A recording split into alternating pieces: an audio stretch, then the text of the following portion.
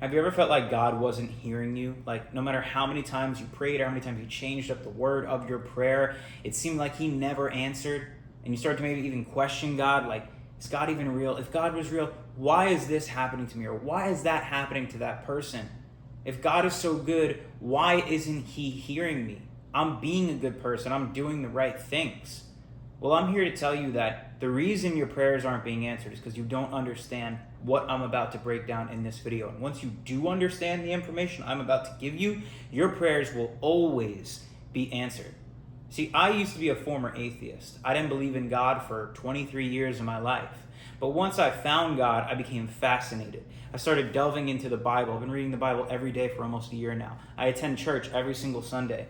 And I've been studying other works, other books, to truly understand this and make this make sense. And it finally has made sense to me. And I'm going to make it make sense to you. See, first things first, we have to understand what a man is in order for our prayers to be answered. And I know that sounds silly.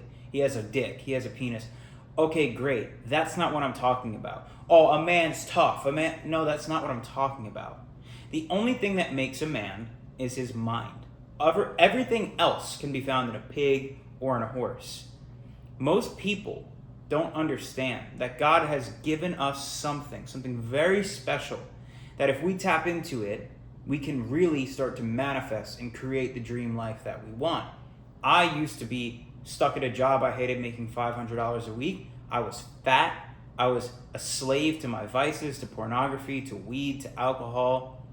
I was living at my parents'. I just hated my life. And I rejected God. When my dad died in 2015, I certainly rejected God in that moment. If God was so good, this wouldn't happen. But through the synchronicities adding up in my life, when things started to make sense, I came to the realization that there is a God. And here's what I've found. The only thing that makes a man is his mind. Inside of our mind, we have something called higher faculties, right? Most people operate through the senses, no different than a dog. What we hear, what we see, what we smell, taste, and touch. But like I just said, a dog operates this way. So what makes a man a man? It's our higher faculties, our will, our persistence, our intuition, our memory. And when we start to tap into these things, that's when we start to have our prayers answered. Where does these higher faculties exist? In something called our subconscious mind. See, your mind is split into two parts, the conscious and the subconscious. Your conscious mind is where I just said, where you think thoughts and where your five senses reside, but that's only 5% of your brain. Where our higher faculties exist is in the subconscious, which is 95% of the brain. So in order for us to tap into these higher faculties and start to have our prayers answered, we have to understand how the subconscious mind works and why it's important.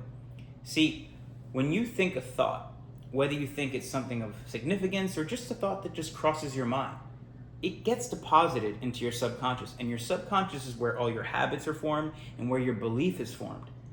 You can't just think a thought and it just goes away. What you don't know is it all gets stored as data in our subconscious mind. So you must be careful about the way that you think, because what you think becomes your reality. As a man thinketh, so is he. God said this. But what does that really mean? It means when you think a thought, you then feel an emotion based off that thought. From that emotion, you then take an action, right? You feel sad, so you go binge eat or something like that. You feel good, so you go be happy and make somebody's day, or go to the gym and have a good workout. So based off the feeling, you get an action. What happens with that action creates a result, your life, where you are right now, your current circumstance. And based off that result, that reinforces this loop in our subconscious mind, and that's called a paradigm, right? So if we want to change our results, we got to reverse engineer this thing and think only thoughts that align with who we're trying to become, that make us feel good. Because when you feel good, you do good. And when you do good, you do things with conviction, and that's how you change your results. So how do we have our prayers answered? Well, we have to tap into our subconscious mind. Right here in Matthew 9:22, Jesus says this: "Your faith has made you well." This is a story about Jesus healing a woman and basically saying she was healed because she believed Jesus could heal her. So the faith is everything. It's the belief that changed it. Now listen to this. Jesus heals two blind men. In Matthew, where are we at? 9:28, he says, do you believe I'm able to do this? So he's sitting in front of two blind men, and they're asking Jesus, can you please heal my eyes, restore my vision? And before Jesus does anything, he asks this question, do you believe I am able to do this? And they said to him, yes.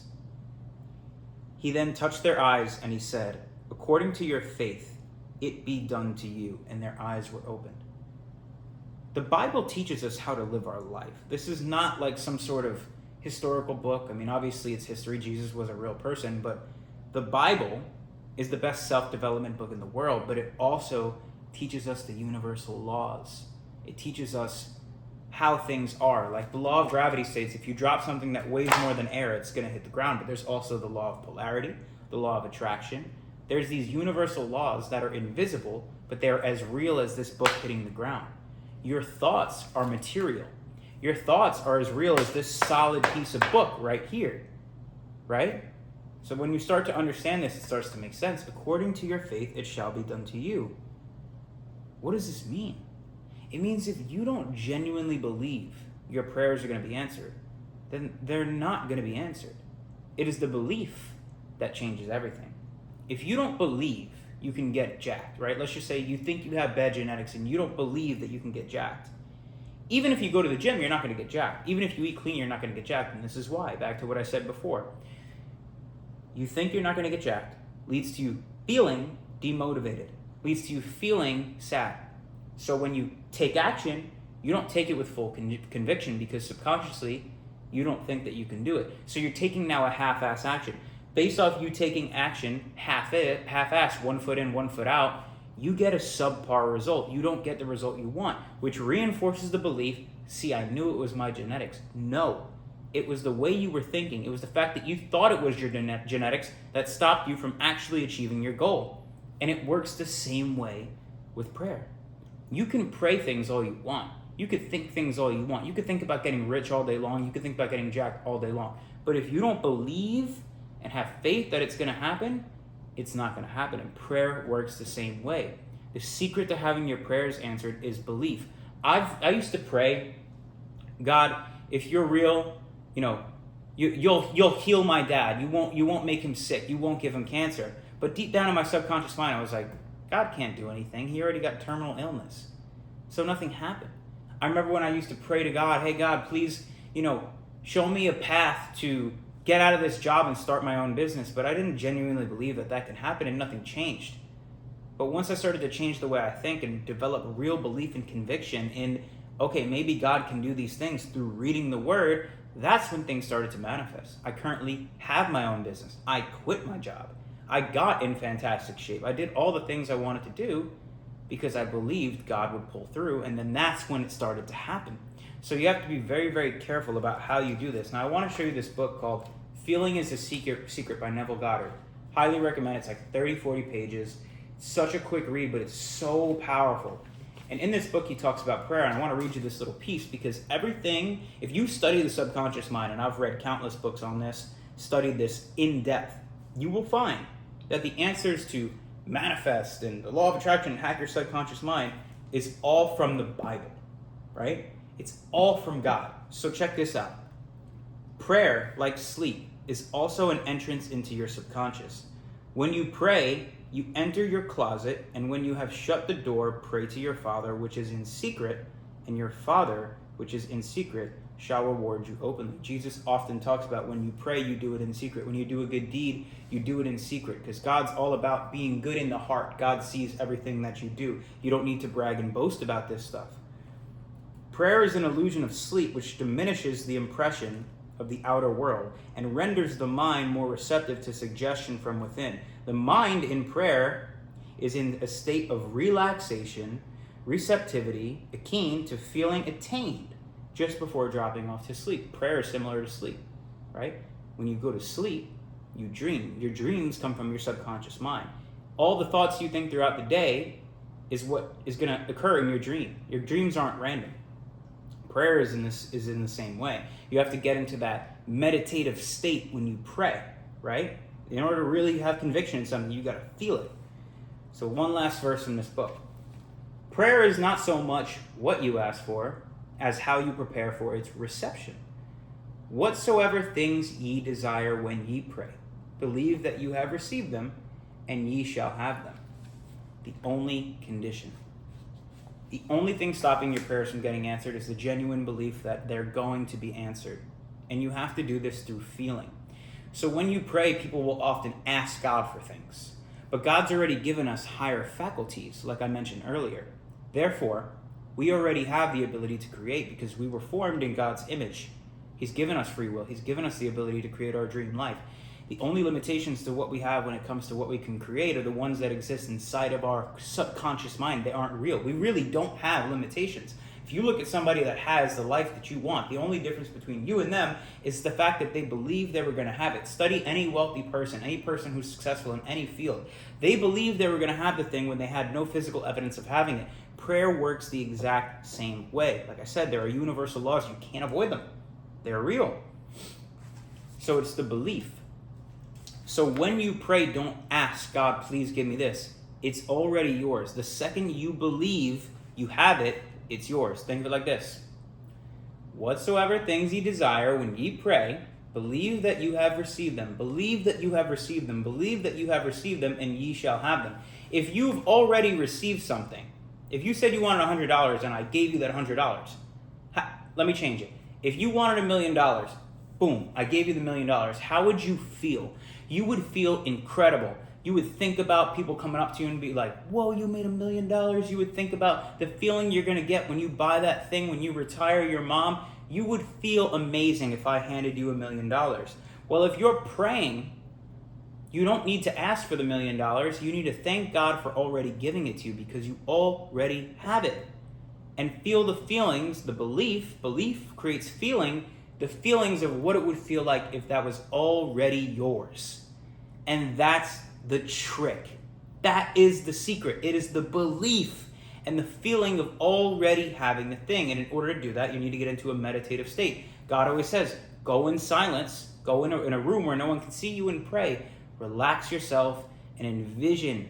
We create our thoughts come through as images. Like if you close your eyes and you thought about your refrigerator right now, you'd see an image of it. If you thought about your car, you would see an image of it right now if you thought about it in your mind. Well, check this out. Think of the color red in your mind right now. You could visually see the color red. Think of the color blue. You could visibly see the color blue. Now think of a color that doesn't exist and try and see it. You can't because it doesn't exist. But you know what you can see?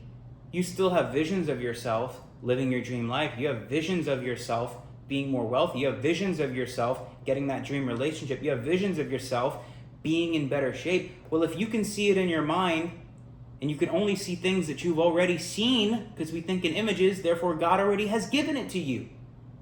It's yours already. It's the belief that brings it into reality. You don't have to worry about the how when it comes to your prayers. How is this?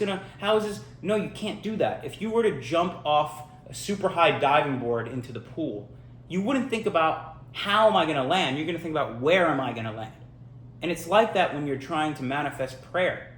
Think about the thing. Don't worry about how it's going to come to you, because if you truly believe, remember the key is belief, that you were going to have it, God would answer that for you. So the key to prayer, it's just belief. Don't ask him for things. Thank him for what's already yours.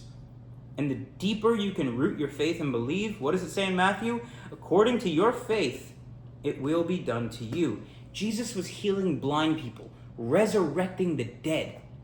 You don't think he's going to give you that dream relationship? You don't think he's going to make you healthier? Nothing's far-fetched in this life, but ditch the how, feel into the feeling of already having the thing, and the universe will give it to you. God wants you to have everything. God's like a good father. Think about your dad right now. When you were a kid growing up, and he said, do this, and you did it. You were obedient to him. He wanted to reward you. He took you out for ice cream. He bought you that toy you wanted. God works in the same way. When you're obedient to him, when you believe in him, when you have faith that he will give it to you, he gives it to you. But just praying for something won't work. That is the key. It is belief. Hope this video was super helpful for you guys. Go apply this. tonight and over, and it really helps in the beginning when you're praying for something if you do it 3 to 4 times a day, just to build the habit and get in the repetition of doing it right. Don't worry about when he's going to give it to you. Just know that he is, and watch miracles happen in your life. Hope this video was helpful. Drop me a like and certainly subscribe to my channel if you're not already. I'm going to be making more and more videos like this. Love you guys.